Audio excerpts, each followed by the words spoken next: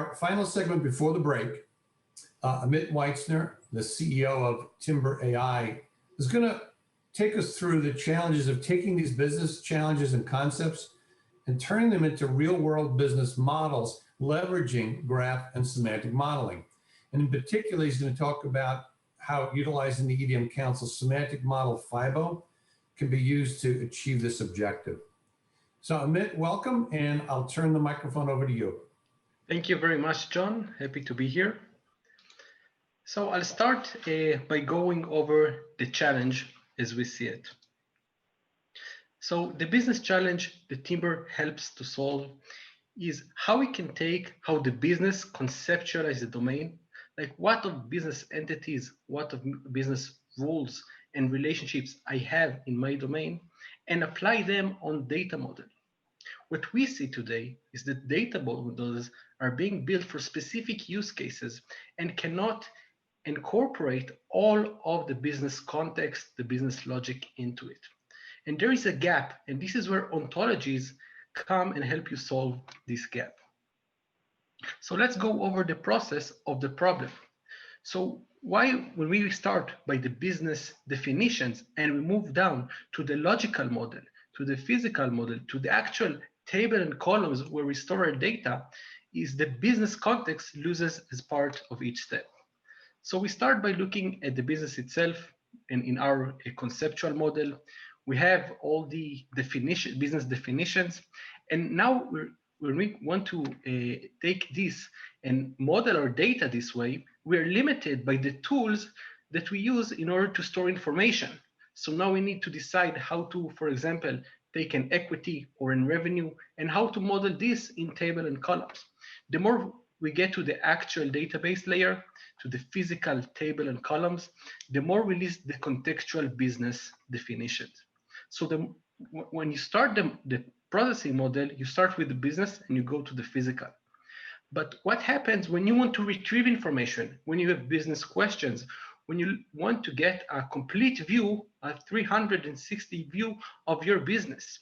This is where now you need to aggregate, understand the relationships in the physical model, and apply the business logic in order to connect everything and to be able to answer your questions. So as you can see in this model, the information that was left behind is all the business definition that we have to do when we do the information retrieval. So what is FIBO? FIBO is the business language of the financial industry. It allows you to look at the financial domain with all of its concepts, starting from contractual obligations of financial instruments, legal entities, market data, and financial processes. So you already have a base model that you can leverage that exists for the financial domain.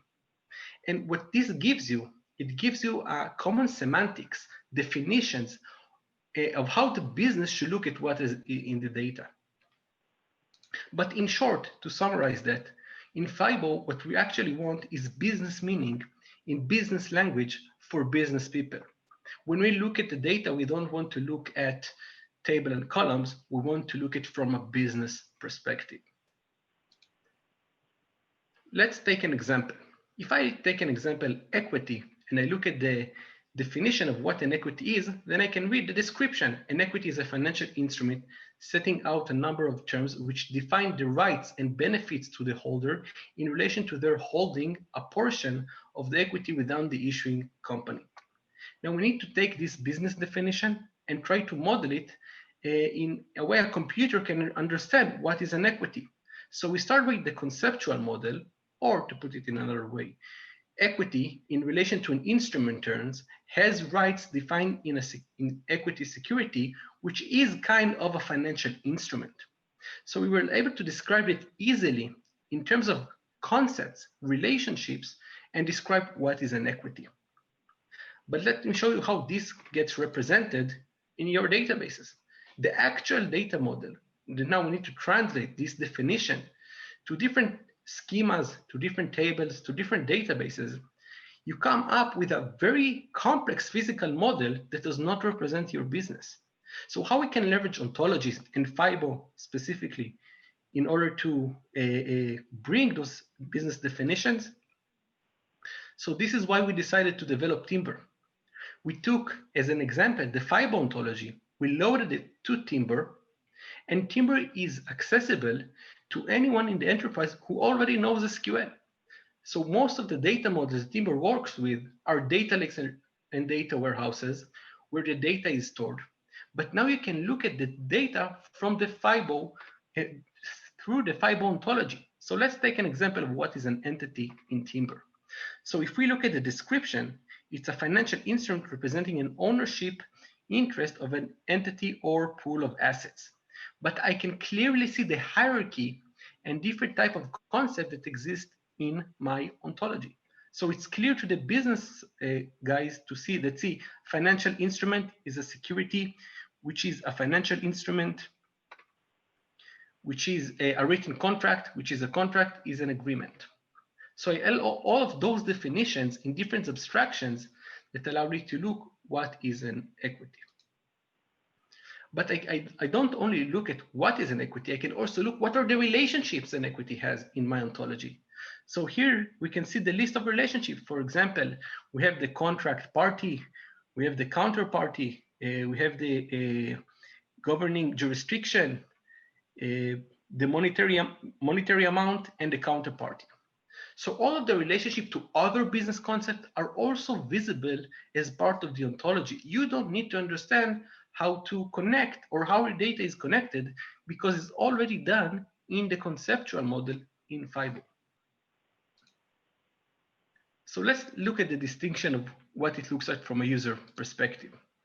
So when I connect to the data warehouse, I get a very technical view of my data. For each schema, I get a list of tables. For each table, I get a list of views, of columns. And for each column, I have a data type. When I look at Timbr, instead of looking at table and columns, I have a hierarchy that represents my domain. I get a multi-dimensional view of my business. And with Timbr, you can easily understand what type of entities I have, what type of customers, what type of revenue, and under what context, under what business context. And the real benefit here is that people do not think in terms of table and columns. This is where semantic technologies, ontologies help solve the gap. Let's make data closer to how humans think in an intuitive, simple way. So to summarize what is Timbr, Timbr connects those two worlds, your existing data models that exist in data warehouse and data lakes, and ontologies, semantic relationships and definitions together. With Timbr, we connect to your existing database and we can transform them to a knowledge graph. You don't need to change all of the infrastructure. You don't need to learn new query languages or even how to model in OWL. Everything is already accessible and familiar to data engineers, to database administrators, even to the business side. If he wants to model an ontology, he can do this visually in Timbr. So let's look at how an equity looks from a data consumer endpoint. Now that we have FIBO in Timbr makes it available to any data consumer in the enterprise, whether it's a BI tool, a data engineer, a business analyst. You can look at the relational schema of what is an equity instrument and see all the properties and all the relationships of equity instrument. And once I have it in a relational schema, I can now write SQL queries on top of it. So now anyone who works with data does not need to understand how many tables I have that store information about equity, in which databases they are, or how I can connect it to other business concepts. This is already integrated as part of the relational schema using FIBO and Timbr. So in general, FIBO concepts are exposed in relational tables. This is how this is exposed to business, data consumers. But what are the actual benefits? The actual benefits is not only from how I look at the data, but once I create this abstraction layer, this conceptual layer that describes the business entities, I actually take all the complexity away from the user.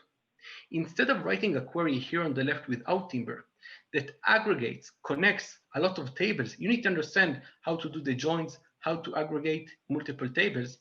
In Timbr, you do not need to do it because this is part of the model. So in Timbr, you can ask the same business question more simpler and intuitive because you're working with ontologies. And this is also true when you want to explore data. If you explore your data warehouse and data lake, you would get tables and you will need to figure out how everything is connected. But once you have an ontology and all the relationships defined in the knowledge graph, with Timbr, you can see what relationships I have in my data. I can explore specific entities. In this example, we can see Samsung, we can see subsidiary of Samsung, another subsidiary, we can see the CEO. For each entity, I can see the list of properties and the list of relationships from a business perspective. So I want to talk about what is the potential that we see here. So FIBO, up until now, people who work with relational models, with SQL, with ERDs, they thought how we can take the existing data warehouse and data lake and connect that with the business conceptual model in FIBO. With Timbr, this is possible. You don't need to change the data. You don't need to educate the people on working with new tools or new languages. Timbr bridges this gap. So now for the IT, for example, you can do data harmonization, 360-degree view of all of your data. You can formalize business logic as part of the ontology. You can extend FIBO with your own concepts, with your own business rules.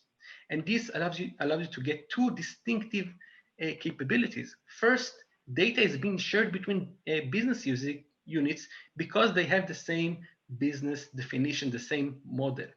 This allows you to drive integrated decisions in the whole enterprises. Instead of looking at it as silos for each department, everything becomes integrated. When we look at this from a compliance standpoint, by applying and adopting FIBO and Timbr, you actually get a governance and architecture of who can access what. You can aggregate data at a higher level, risk data aggregation. You can do risk reporting in the conceptual model. You don't need to understand when you do risk where all the data is and how to connect everything for the specific risk report. You can just work with the conceptual model and all the complexity is taken away from you. So to summarize, thank you everyone for joining. And if you want to apply FIBO, we'll be happy to help you to do it on your existing databases. So Amit, thank you very much. An audience question did come in. Let me just share it with you. You covered a lot of capabilities. Is part of the graph and FIBO experience, can this be considered a lineage tool is the question. So Lineage Tool allows you to look at data through all the process go inside the enterprise, from the source to the target. So you have data pipelines, you have data enrichment, you have data transformations. Timbr is the last step of this pipeline. So once you have all of your data aggregated, either in the data lake or in the data warehouse, or even in multiple databases, you don't connect all of them, this is where you can apply the ontology and use Timbr. So we don't know where the data originally came from, but with Timbr, you can see for each business concept, which specific table and column is being mapped to. So if before loading it to a table, it was processed elsewhere, you won't see it in Timbr, but you will see the originating table and columns for each business concept in Timbr. Great, thank you, Amit. And Amit, you did cover a couple of examples of use cases. To sort of sum up and wrap up your session before we carry it back to John, if you were an audience member interested and in the earlier stages of bringing graph to your company, what would be the initiatives you would look for to get going, and what investment would you make to get it started inside of your company? So I think everyone aspires to work with best practice and also to be able to build tools that are self-serviced by everyone in the enterprise. So if I would like to adopt a graph technology, I wouldn't want it to be only from me because I understand graph technology. I learned it. I'm an expert in it. I want this to be accessible to everyone in the enterprise. I want to share my knowledge of how the data is defined. If I define a specific database or I discovered a new relationship, I want to be able to share it with the whole enterprise. Wonderful. And it's, Thank you, Amit. And John, back over to you. Yeah. Thank you very much, Mike and John. Thank you. Amit, before you go, I just one follow up on that. It was right off of really what Mike said was not long ago, if you use the word ontology or graph or FIBO, people would run the other way. Right? And because I think they expected that you had to be an expert in this to really benefit from it. Is it fair to say that you don't have to be a semantic expert to leverage this knowledge representation anymore? Exactly. You don't have to be an expert in semantic standards. If you know SQL, you already know how to query FIBO. If you know how to create a table in your database, you already know how to extend FIBO. So the knowledge you can reuse the knowledge that you already have in your existing database and data models, just incorporating semantic technologies into it. And it's real world knowledge, right? It's not amorphous, it's real world stuff. Which is really Exactly. John, and, thank you. Oh, I'm sorry, Mike, you want to add to that? I was going to say a credit to Amit and his team because just so the audience knows that's tuned into DataVision right now, several months back, we did do a conference. We had speakers from Gartner and others.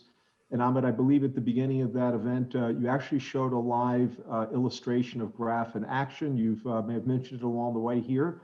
And it was around aggregating data all around the pandemic use cases. And it was a public resource that your team made available. So thank you for the good work. Sure. Thank you very much, Mike and John.